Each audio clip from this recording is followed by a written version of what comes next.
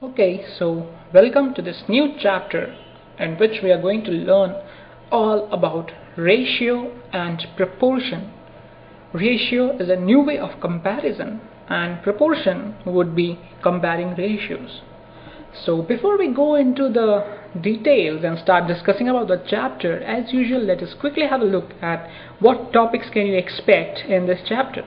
So first and foremost, we will start with an introduction, and in this introduction I will simply give you different methods that we do for comparing quantities in our day-to-day lives, and that will form our basis for the next topic, in which you will be introduced to the concept of a ratio.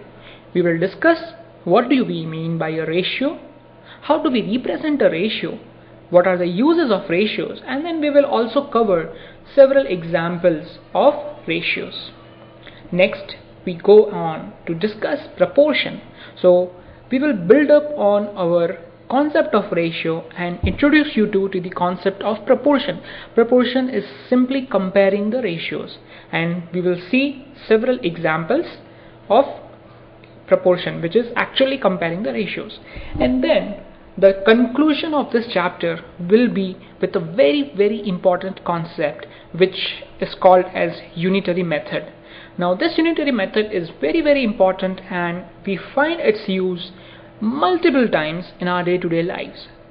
I'm pretty sure that you would have come across this unitary method in your day-to-day life.